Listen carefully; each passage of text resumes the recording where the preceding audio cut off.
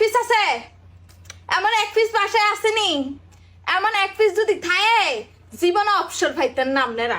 এই দেখছেন কি একটা করতেছে, এমন এক পিস থাকলে মাগো আর শান্তিতে ঘুম নাই, পাগো ঘুম হারাম।